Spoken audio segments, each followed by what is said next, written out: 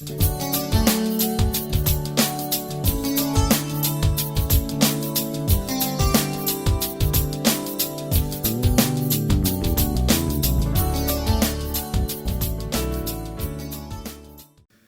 essa é a ideia. Todo mundo quer ser feliz, todo mundo quer viver uma vida feliz, todo mundo quer ter sucesso naquilo que faz, todo mundo quer momentos de alegria, momentos de gozo. É isso que todo ser humano busca: viver em paz, viver suprido, viver com tudo equilibrado, viver de maneira que você possa desfrutar dos teus dias sem nenhuma correria, sem nenhum aperto, sem nenhuma aflição.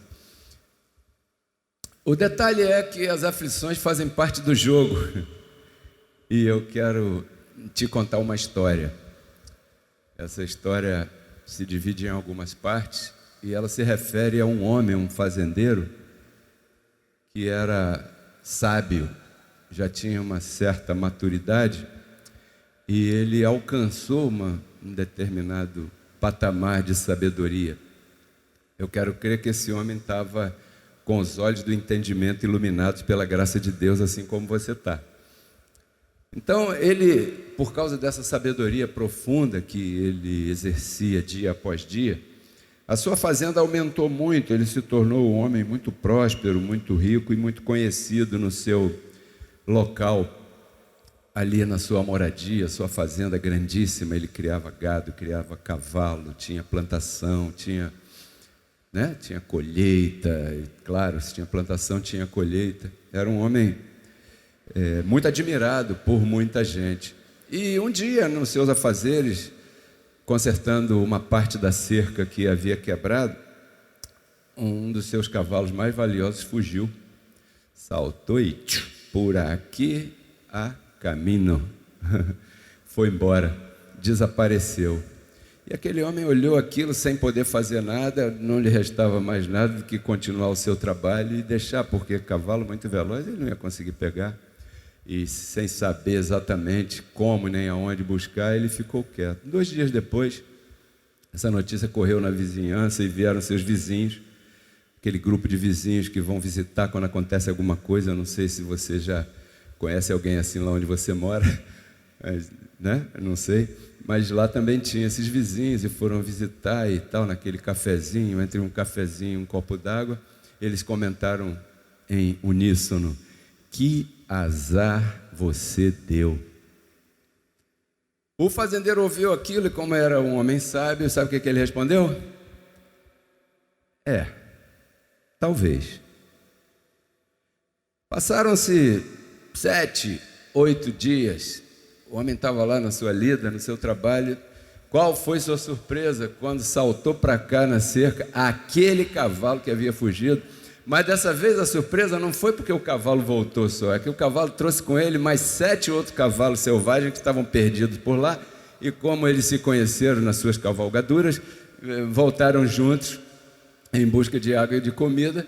E aquele fazendeiro olhou, sorriu e falou: caramba, que tremendo isso. 2 dias depois, a mesma comitiva de vizinhos veio visitar o fazendeiro sábio, e entre as taças de café e uns copos de água, eles disseram: que sorte você deu. Sabe qual foi a resposta do fazendeiro? Talvez. Porque 2 dias depois, o filho do fazendeiro, um jovem de 17 para 18 anos, tentando montar num dos cavalos, escorregou, caiu e quebrou a perna. Já imaginou, né? O que é alguém na família quebrar a perna? E a notícia correu na região, uma vez mais vieram aqueles vizinhos, a mesma comitiva, que eu chamo de os prefeitos da rua. Toda rua tem um prefeito, né? Não pensa que manda em tudo.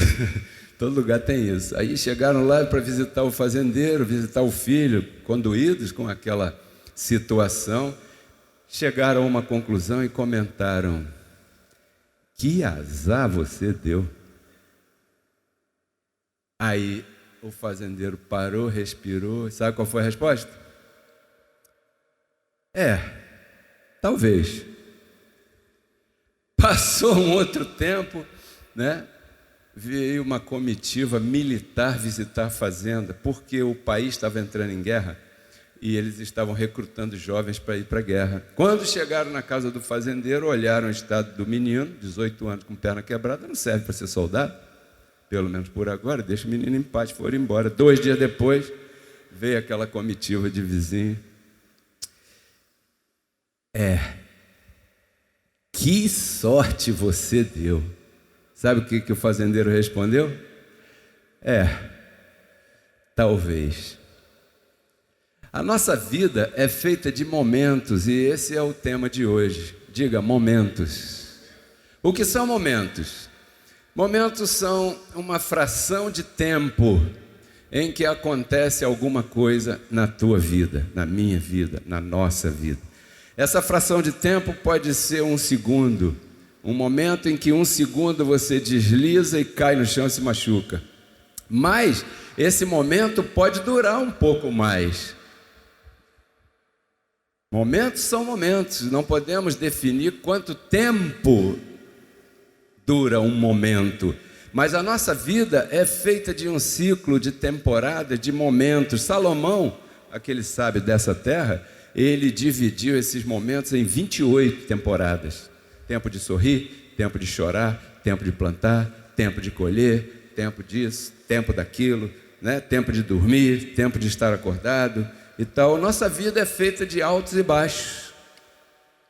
Se você agora mesmo está meditando no que eu estou te falando, está ouvindo com atenção o que eu estou te falando, você está fazendo um repasse da tua vida e está percebendo que hoje, quem sabe, você está vivendo um momento diferente do momento que você viveu ontem. Me refiro a algum tempo atrás. E certamente amanhã você viverá um momento diferente do momento que você está vivendo hoje. Igual àquele fazendeiro que eu desconfio que ele estava iluminado com os olhos espirituais, com o Evangelho da Graça, aquele homem não se abalava pelos momentos. Vide a resposta, talvez. Ou seja, isso passará. Tanto um quanto o outro. Alô? São momentos. Então, às vezes a gente está na crista da onda, às vezes a gente está no fundo do poço. Às vezes a gente está na crista da onda, às vezes a gente está no fundo do poço. A vida nunca vai ser uma coisa de linha reta, que é o que o teu espírito anseia. Sabe por que o teu espírito anseia? Porque o teu espírito veio de uma vida assim. Mas uma vez que você tenha entrado e habitado num corpo de carne, por você estar preso aí, você é forçosamente levado a uma vida de altos e baixos, a menos que você queira sair desse corpo, que eu recebo que você não queira suicidar.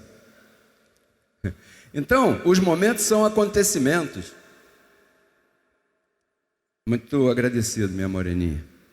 Vamos ver um pouco do que diz a Escritura, o Evangelho, a palavra a respeito disso, né? Primeiro, não está aí, mas você anote João 16:33. Quantos lembram que está escrito ali? No mundo tereis aflições, mas tem de bom ânimo. Eu venci o mundo. Nunca vou me esquecer dessa passagem, um momento que eu vivi há uns 30 anos atrás, 32 anos atrás. Eu estava num momento delicado e meu irmão cunhou uma tabuinha com uma correntinha e eu preguei na parede. Essa tábua tinha esse verso. E eu olhava, eu acordava daquele jeito, não dormia daquele jeito. Quando eu olhava para aquilo ali, de certa forma, sem conhecimento, mas me consolava. Ou seja, o grande mestre, o Senhor, o Criador, o Verbo que se fez carne, o nosso Pai, o nosso Deus, o nosso Redentor, nos avisou: no mundo tereis aflições. Tem alguém aqui que passa aflição?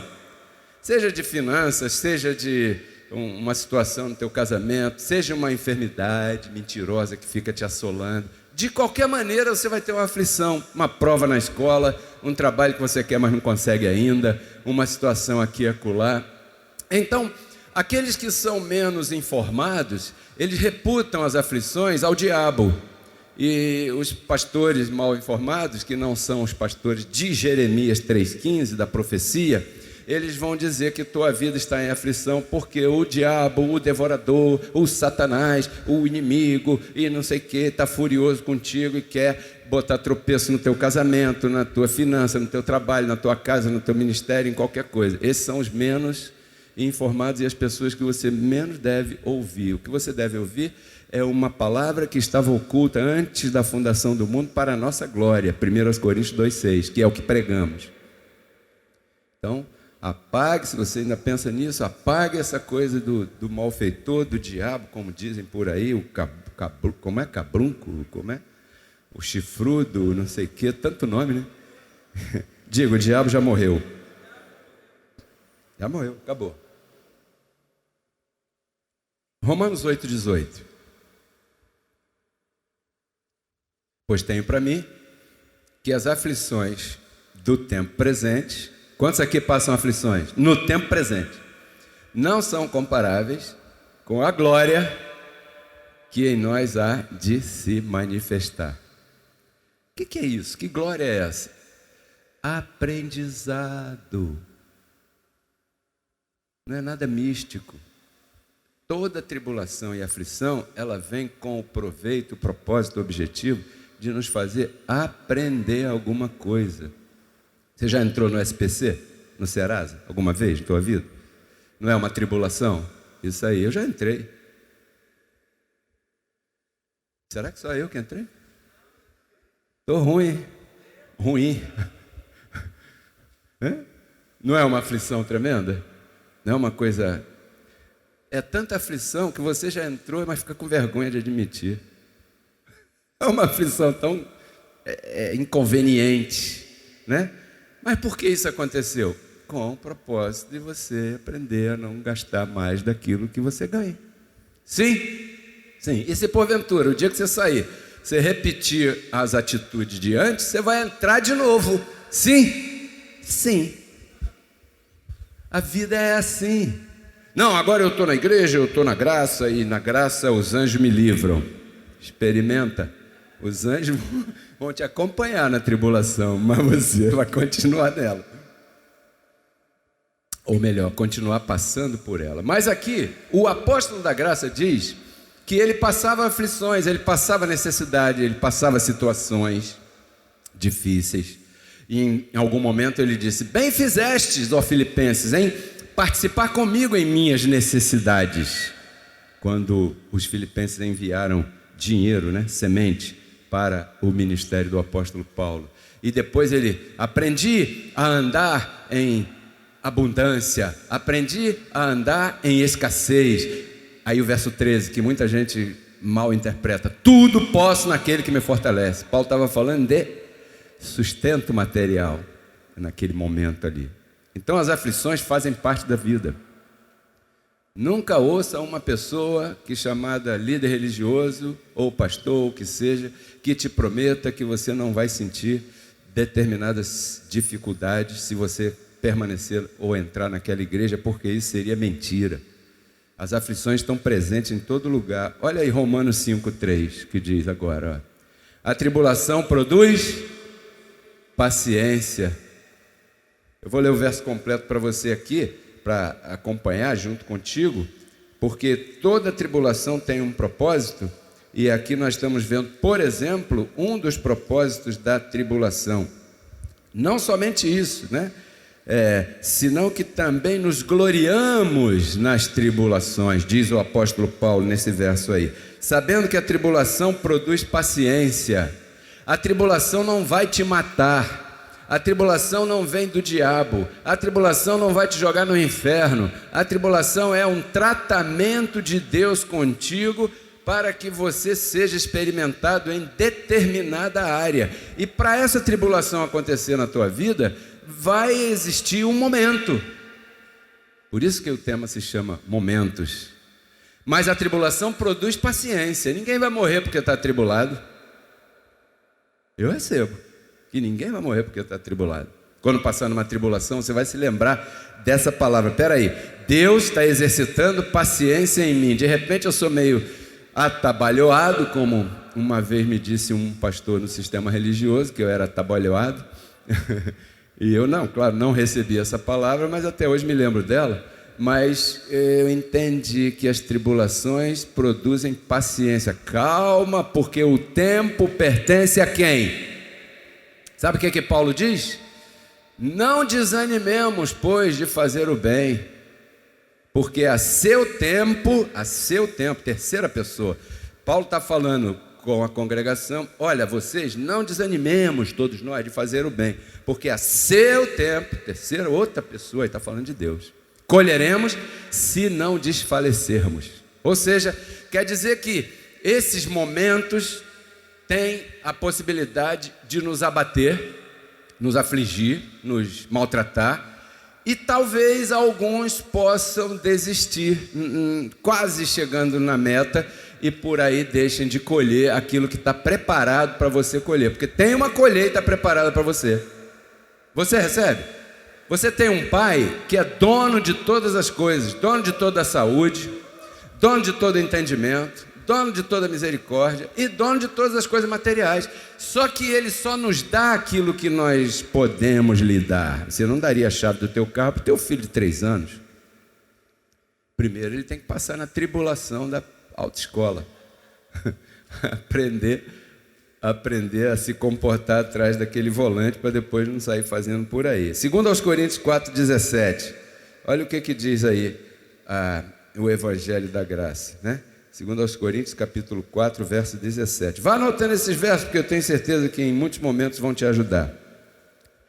Porque esta leve tribulação momentânea,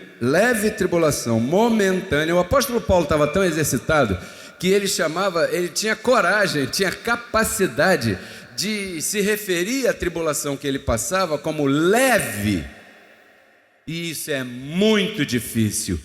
Se você tem passado alguma aflição, você dizer: esta leve tribulação que eu estou passando. Normalmente, nós temos a tendência de pensar que a nossa tribulação, a nossa aflição é a maior do mundo, que o outro lá nem imagina o que é, e você de repente nem sabe o que aquele ou aquela está passando. E o apóstolo Paulo diz: a nossa leve tribulação momentânea, diz aqui, produz em nós um cada vez mais excelente e eterno. Mais excelente porque você vai crescendo de experiência em experiência. E eterno é porque você não esquece. Peso de glória, amadurecimento. Você vai amadurecendo. Você olha hoje, caramba, eu estou nessa tribulação aqui. Primeiro pensamento que você tem: o que eu plantei para estar colhendo isso? Pronto, essa é a análise mais honesta que você pode fazer. Aí você chega à conclusão: peraí, eu não plantei para estar colhendo isso. Então por que essa tribulação me chegou? Não se assuste, porque tudo vem do mesmo Deus. Você recebe essa palavra aí? Olha o que diz Romanos 12, verso 2 também. Romanos capítulo 12, né? O próximo verso está aí para você ver, eu vou ler aqui para você rapidinho. Diz assim, não vos conformeis a este século, senão transformai-vos por meio da renovação do vosso entendimento, para que comproveis qual seja a boa e perfeita vontade de Deus, agradável e perfeita. Bom, aqui o apóstolo Paulo está dizendo: não se conforme com aquilo que você vê. O que você vê não é eterno. O fazendeiro sábio não se conformou com a perna quebrada do filho, não se conformou com o cavalo que fugiu, nem com o que chegou, não se conformou porque o exército foi lá e liberou seu filho. Ele sabia que a sua felicidade não dependia disso. Parece que aquele homem tinha uma mente renovada, que nada daquilo que ele via afetava o seu conhecimento.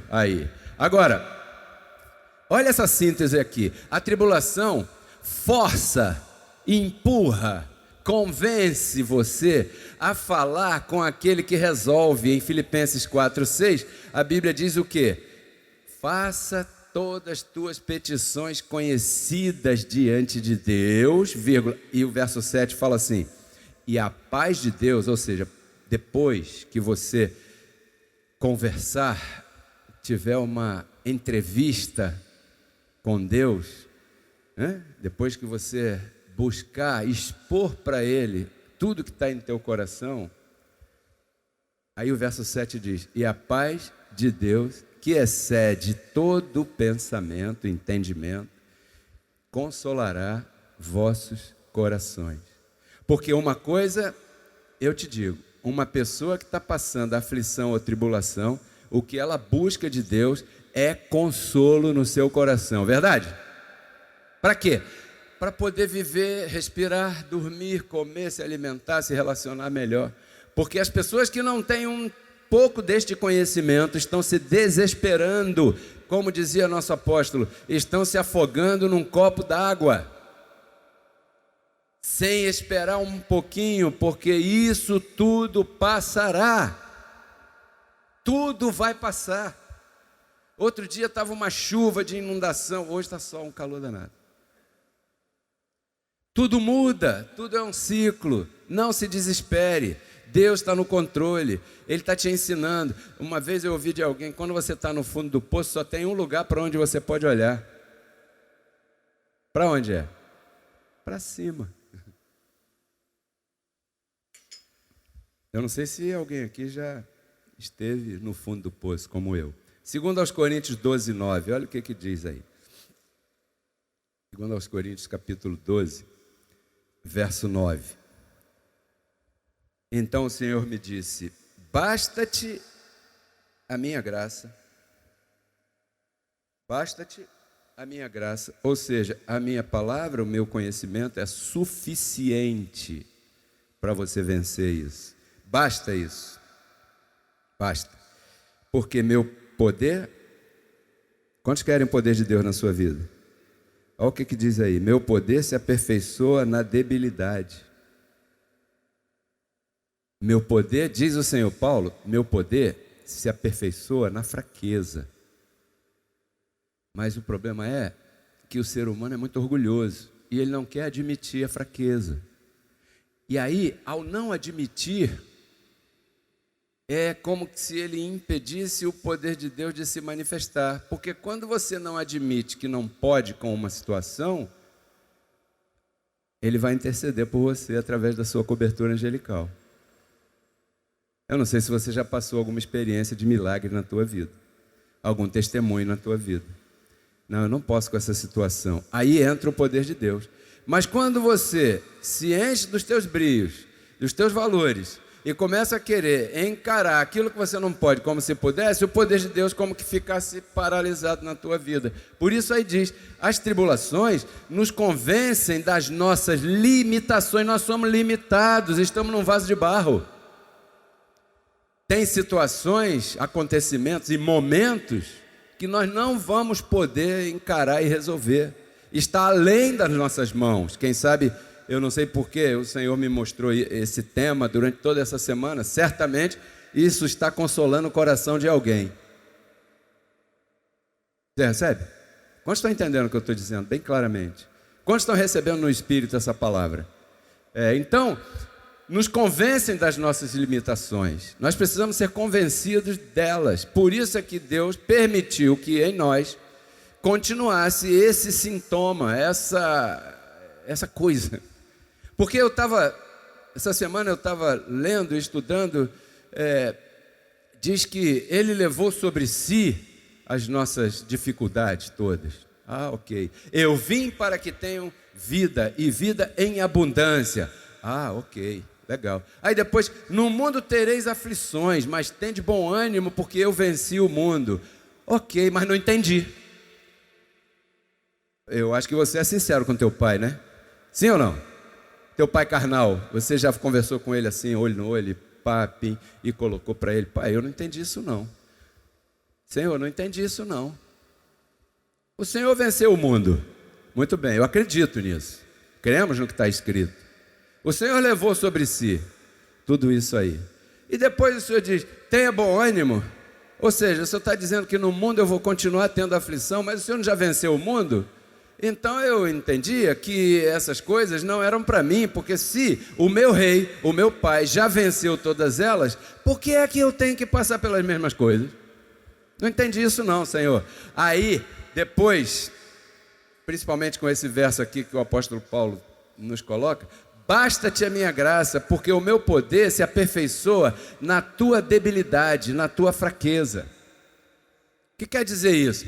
Quer dizer que quando você reconhece a tua debilidade, aí então você se mantém no teu lugar. Quer dizer que as tribulações, além de produzirem paciência e um eterno peso de glória em nós, elas fazem uma outra coisa também, sabe o quê? Elas nos mantêm em humildade. E Paulo diz, associai-vos com os humildes. Eu recebo que você é humilde. Eu recebo que você reconhece o que eu estou falando aí. Olha, me mantém em humildade. Mas se você olhou esses poucos versos que eu falei bem rápido aqui, né, você chegou a uma conclusão. Você é inteligente, espiritualmente e humanamente também, claro. Eu estou falando para uma igreja educada. Uma igreja que não está aqui gritando, nem saltando, nem ficando arrepiado, que isso não leva ninguém a lugar nenhum. Né? Você viu aí, ó, Deus está te afirmando que tudo isso passará. Quantos podem louvar o Senhor com um aplauso, porque tudo passará? Então qual é a ideia? A ideia é permanecer firmes enquanto não passa. Fique firme. Quantos estão firmes? Diga, eu estou firme. Há os que pensam que o diabo é o acusador, como já falei. Há aqueles que se desesperam, tomam uma decisão precipitada num momento de tribulação, e essa decisão vai e afeta a sua vida inteira. Porque não fica firme, você é mais forte do que isso. Sabe o que a palavra diz? Que Deus é fiel e não pode te tentar além daquilo que você pode aguentar. Junto com essa prova, Ele te dá a saída. Então, há aqueles que têm tendência de procurar o culpado. Conhece alguém assim? Pô, minha vida está de ponta cabeça. Quem estará errado? Será que lá onde eu estou indo está mal? Será que essa minha família que está mal? Será que é o lugar onde eu estou trabalhando? Começa a querer procurar alguém para pôr a culpa, né? E isso é atitude de desespero. Lembra daquele jovem cego? Que os religiosos fazem isso, né? Ficam procurando culpado. Eles perguntaram, mestre, quem foi que pecou? Foi ele ou foram os seus pais para que ele nascesse cego? E Jesus já tinha curado o jovem, a pessoa. Eles, em vez de se alegrar com a cura do rapaz, que foi cego desde nascença e depois ficou curado, eles estavam procurando uma forma de encontrar culpa na situação. E uma igreja em graça não é assim. Uma igreja em graça sabe que tudo provém do Pai das luzes. Tanto o bem quanto o mal, a chuva, o sol, a noite, o dia. E é um tratamento de Deus com a gente enquanto a gente está aqui. Por exemplo, às vezes você não fez nada. E, poxa, eu estou passando uma situação, mas eu não fiz nada para isso. Quanto tempo está demorando a tua tribulação? Um mês? Uma semana? Ou um ano? 2 anos? 3 anos? 4 anos que você está em tribulação e não sai dela? 5 anos? 6? 7? Eu não vou mais contar. Eu vou te contar, te lembrar, né? José do Egito. Na verdade, ele não fez nada para ser perseguido pelos irmãos. Quer dizer, ele fez, porque tudo que ele via lá, ele ia para o pai e falava. Mas isso não é motivo para fazerem o que fizeram com ele. E quando José começou a ser perseguido pelos seus irmãos, ele tinha 17 anos. Quando José foi tirado da prisão para ser levado à presença de Faraó, ele tinha 30 anos. Quantos anos José passou em tribulação e aflição sem ter feito nada para ser preso? Porque ele não saiu com a mulher do seu patrão, a mulher do Potifar. Ele não fez aquela maldade que os irmãos disseram que ele havia feito. Ele não roubou, ele não matou, ele não fez nada disso. Ele estava na prisão e quando ele foi levado à presença de Faraó, ele tinha 30 anos. Quer dizer que José viveu uma vida de 13 anos em aflição e em tribulação. Eu não sei se tua tribulação tem esse tempo todo, mas o que eu estou dizendo é que Deus, quando levantou José, levantou para uma glória com maturidade. Porque se fosse qualquer um outro daqueles seus irmãos no lugar de José, teria se vingado, sim ou não? Teria mandado matar todo mundo, porque ele mandava pra caramba. Agora eu sou o rei do Egito, é faraó e depois sou eu. O que eu disser, o faraó vai ouvir, e eu não preciso nem explicar muito para ele. Eu vou chamar meus irmãos aqui, vou colocar todo mundo na guilhotina. Mas José não tinha esse espírito. O José tinha o mesmo espírito que você tem. Um espírito de entendimento. Porque em vários momentos, José foi para a prisão, José estava no fundo do poço, José foi levado, ficou tanto tempo lá e aquele amigo dele saiu da cadeia e nem se lembrou dele, se esqueceu dele. E o que diz a palavra, a escritura fala? E Deus era com José. José no fundo do poço, e Deus era com José. José acusado de assédio sexual, e Deus era com José. Em vários momentos encontramos isso. E Deus era com José. E hoje eu estou aqui nesse dia para dizer para você, e Deus é com você. E Deus é contigo. E Deus é contigo. E outra coisa, você não está no tempo de José, você está no novo pacto em que todo aquele sangue derramado para assinar um contrato colocou anjos a teu favor, ou seja, Deus está contigo e você tem uma cobertura angelical que te protege. Falta você exercitar. Falta você exercitar. Eu comecei com uma história e vou acabar com outra, porque não precisa falar muito para essa congregação. Havia um rei muito rico, rico demais, ao extremo.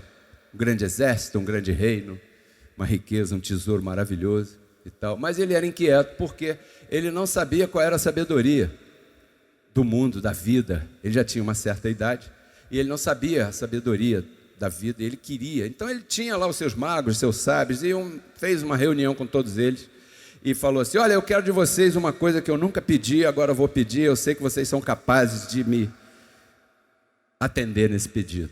Eu gostaria que vocês se reunissem, ouvissem as opiniões, as sugestões de vocês, porque eu quero saber qual é o sentido da vida, qual é a sabedoria que define uma vida. O que eu posso... Eu quero um pensamento que eu possa utilizar a meu favor, a meu proveito. E quando vocês encontrarem, eu quero que vocês escrevam num papel. Passam aí uma semana, não sei quanto tempo, vieram sábios. Ó, rei, aqui está. O rei falou assim: eu não vou ler. Eu vou dobrar num papelzinho assim. Escrevam aqui. Escreveu num papelzinho pequenininho assim. O rei dobrou, não olhou, não leu nada. Abriu um anel que ele tinha, um anel de ouro oco. Guardou ali dentro dobradinho, fechou o anel e foi viver a sua vida. Mas os reis naquela época viviam em luta. Toda luta, briga, peleja, guerra, matança, tudo isso aí. Aquele rei entrou em guerra com um inimigo poderoso e esse inimigo começou a vencê-lo, matou a maioria do seu exército, tomou a maioria das suas terras, despojou a maioria do seu tesouro, e aquele rei já estava desesperado, porque já tinha uma certa idade, já não estava com muito fôlego para reagir. Procurou um lugar para se retirar e pensava em se suicidar, e naquele momento que ele estava pensando em se suicidar, ele lembrou: peraí, os sábios do meu reino um dia escreveram essa frase, talvez eu estou pensando que essa é a hora de que eu a leia. Abriu o anel, abriu o papelzinho, e estava escrito assim: isto também passará. Aquela frase fez aquele rei recobrar as forças, assim como alguma frase que você tenha ouvido nessa manhã, que está te fazendo recobrar as forças e sair amanhã em campo para vencer os teus Golias que virão por aí. Agora com anjos, agora com o escudo da fé ativado. O apóstolo Paulo diz: tomai sobre vós o escudo da fé, o capacete da salvação, a espada do Espírito, para que possais resistir no dia mau. Quer dizer que o dia mau vai chegar, assim como chegou aquele rei. E ele, quando ouviu aquela palavra, isto também passará, ele recobrou força, juntou todo mundo, pegou o exército que lhe havia restado, né? E começou tudo de novo, seu comércio, as suas lutas aqui, acolá, cresceu, e se transformou num rei mais poderoso do que aquele do princípio da sua própria vida, alguns anos atrás. E agora ele chegava ali, todo mundo, ei, oh, rei, magnífico, e ninguém como tu, e tal, e aplausos, e sabe, aquela ovação, parecia um artista pop. Aí, quando entrava, e todo mundo saudava e tudo mais, e tinha um velhinho que fazia parte daquela comitiva de sábios, e catucou a roupa dele, rei, eu penso que agora é uma boa hora para o senhor abrir o seu anel e ler a sua frase que nós escrevemos. Não, isso aqui é para quando eu tiver nos momentos que eu precisar, não agora, que agora eu não estou precisando. Aí o sábio disse assim, rei, com toda a sua licença, eu acho que o senhor está precisando disso agora. Aí o rei foi, falou, eu vou ouvir o que ele está falando. Abriu o anel, pegou o papelzinho, o que estava escrito? Isso também passará. Tudo passa, abençoado. Tudo passa. Um dia você está querendo ouvir Deus, buscando a Deus, em bancarrota. Um dia você está falido, falida, enfermo, triste, amargurado, e você vai, congrega, a palavra te... E você faz um montão de promessa. Daqui para o céu. E você não tem um peso no bolso. Senhor, quando manifestar minha semente, eu vou ser o semeador mais fiel. E vem e tal. E Senhor vai na sua misericórdia, cura, sana, te dá um novo casamento, te dá um novo emprego, te dá um novo salário, toca no teu corpo, você renova, aquela enfermidade já não te perturba mais e tal, e tudo mais. E aí já começa a aparecer outros compromissos. Porque a ovação vem. Rei, magnífico, Senhor. Eu acho que nessa hora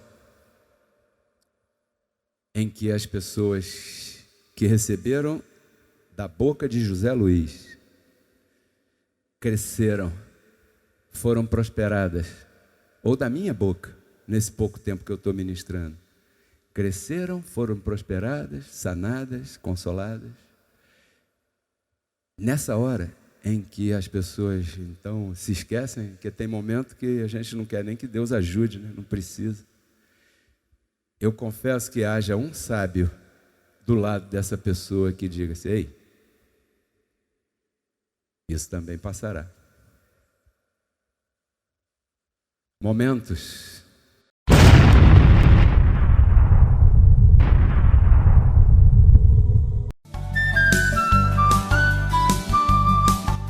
Porque Cristo na cruz não transformou a nossa carne, né? Ele resgatou o nosso espírito.